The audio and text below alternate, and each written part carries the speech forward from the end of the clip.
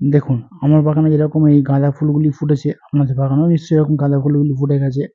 তো যে গাছগুলি আরকি যে ফুল ফুটে গেছে, সেই গাঁদা ফুল গাছগুলিকে একটু পরিচর্যা অন্যরকমভাবে করতে হবে। আর যে গাঁদা গাছগুলি কুঁড়ি সবে মানে বার্স্ট করেছে, সেই ফুল গাছগুলি পরিচর্যা একটু অন্যরকমভাবে করতে হবে।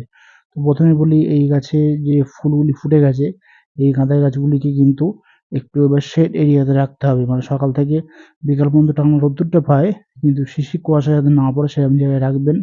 আর যাদের গাছে এরকম কুঁড়ি সবে মুখ ফেটেছে বা মুখ এখনো ফাটেনি, ছোট, ছোট অবস্থায় রয়েছে, তারা কিন্তু এই গাছে আপনারা এখনো খাবার দিয়ে যাবেন। খোল ভেজানো জলটা একটু গাঢ় করে দেবেন। তার পাশাপাশি ১০-২৬-২৬ নামক খাবারটাও আপনারা দিয়ে যাবেন।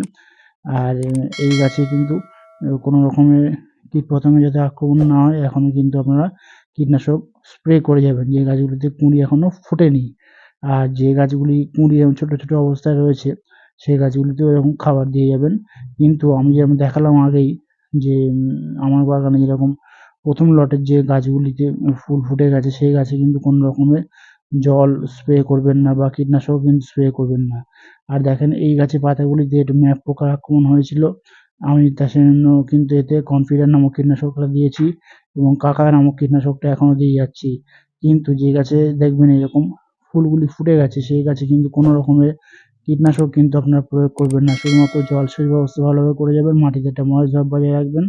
তাহলে দেখবেন ফুলগুলিকে দীর্ঘস্থায়ী আপনারা করতে পারবেন। আর যেহেতু এখন শিশির এবং কুয়াশা পড়ছে প্রচণ্ড হারে, আপনারা একটু শেড এরিয়াতে রাখার চেষ্টা করবেন। কিন্তু সূর্যালোকটা যাতে পায় সেই রকম জায়গায় আপনারা রাখবেন। তাহলে দেখবেন ফুলগুলি অনেকদিন লাস্টিং করবে। আর এখন কিন্তু গাছে কোনো রকমের জল স্প্রে করবেন না।